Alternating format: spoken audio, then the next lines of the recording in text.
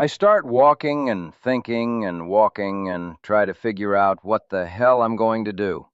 Then I get the big idea. I have heard that there are hotels on Miami Beach. The hotels must be packed full of guests because this is Christmas vacation. So I ask around and find out where I can catch a bus that will take me over Biscayne Bay to Miami Beach. I hop a bus and get off when it hits Ocean Avenue on Miami Beach. Sure enough, there is hotel after hotel along Ocean Avenue. I'm going to get a job as a waiter in one of those hotels, and they will likely have a place for the waiters to sleep. I know how to be a waiter. I worked as a waiter in Catskill Mountain hotels for 3 summers. I know how to do the job. I'm going to be okay. I go into one hotel after another, to the kitchens. Do you need another waiter for the holidays? No, number. Yes, I got myself hired at the 4th hotel, and they had some kind of sleeping barracks for the waiters, who were mostly seasonal workers from out of town. No salary, but tips from the hotel guests. I could make some good money in tips. I started that night. The hotel provided me with a white shirt, black pants, and black shoes, the uniform. The clothes and shoes didn't fit very well, but they were clean, and beggars can't be choosy. I worked 3 days and nights, and I'm getting some good tips. I now have money in my pockets. The shit hit the fan on day 4. The waiters were fed before each meal, in a room off of the kitchen. There were 8 of us sitting around the dining table, all guys. Some guys were actually pretty big, tough-looking coal miner types from Scranton, Pennsylvania and West Virginia. Go figure. There was a plate loaded with banana cake squares sitting in the middle of the table for our dessert. Did I tell you? I absolutely love banana cake. I reached out and helped myself to one of the banana cake squares. My God, it was absolutely delicious, as good as my mother makes, and that's as good as it gets. It took me about 3 seconds to devour the cake. Then I reached for another piece and I got stabbed very hard with a fork. One of those big, tough coal miners had stabbed me viciously, and he says, "You had your piece already." Yes, I was in shock. I didn't say anything and didn't do anything except rub my stabbed hand and lick off the blood. Then it was time to get out on the dining room floor because the ravenous guests were stampeding into the dining room for a feeding. I was the last guy hired and therefore had the worst waiter's station, which was as far away from the kitchen as you could get, at least 200 feet. 3 tables of 8 were assigned to me. To keep the food coming at an acceptable rate, I had to load my tray up high with dishes of food and almost run from the kitchen to my station. I'd serve the food and then run back to the kitchen, get in the serving line, work my way through it, load up my tray again with 8 large dishes and 8 small monkey side dishes, and run back to my station, without falling on my face and having all of the dishes and food crash to the floor. But I was young, strong, and experienced. I could do it, barely. Everyone always wanted coffee with and after their meal. Now, this was not a real problem because there were 2 coffee pots sitting on hot plates at each waiter's station. One old lady guest calls me over and says, "Boy, my coffee is cold." "No problem, lady. I'll refill your cup with hot coffee right now." So I take her cup and saucer over to my station, spill her coffee into the busboy box, and refill her cup with fresh coffee from the pot. I bring it to her and say, "Now you've got nice hot coffee, right?" She takes a sip and says, "It's cold." I see she's getting pissed. "It's not cold, lady," I said in a voice that I hoped was calm and reassuring. She says, "It's cold," and she sticks her old wrinkled bony finger into the coffee cup, keeps it there, and just stares up at me, defiantly.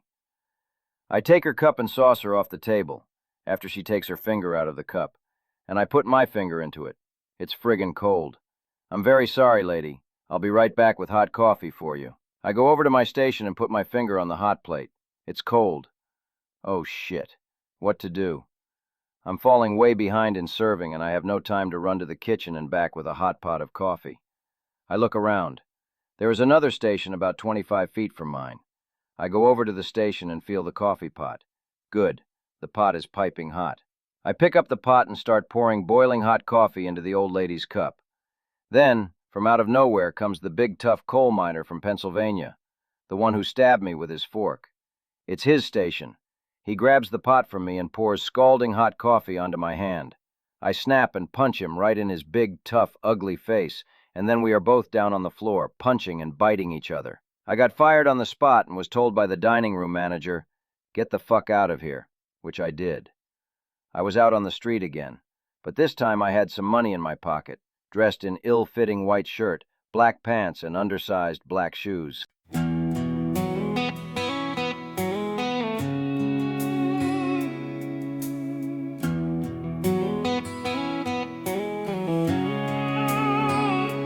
He crossed the bay on a winter bus, ocean breeze and a prayer of trust. Christmas lights on Ocean Drive, he told himself, "I'll make it, I'll survive." Found him work in a hotel line, tips only, son, you'll do just fine. White shirt starched, shoes too tight, he clocked in early, stayed all night. 3 long days at tables turned, his back was sore, his knuckles burned, pocket change and tired eyes, but he could taste that peace of mind.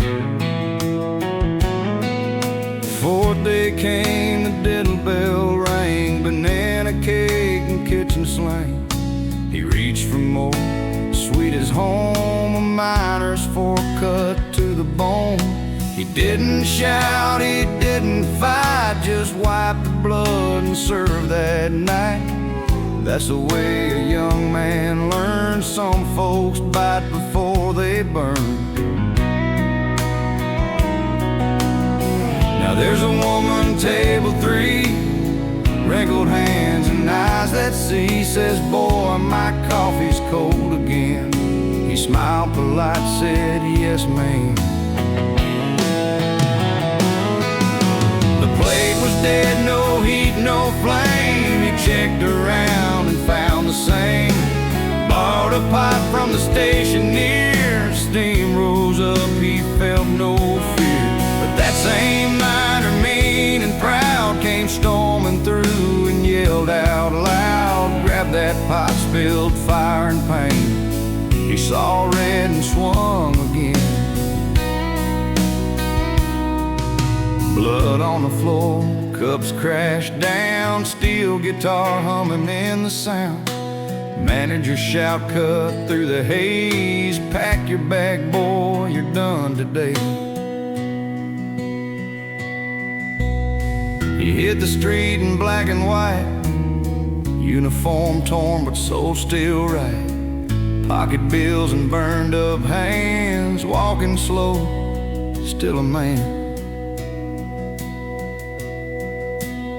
He found a diner down the street, got a seat and something to eat. Coffee hot, hands still sore, he stared out through the open door.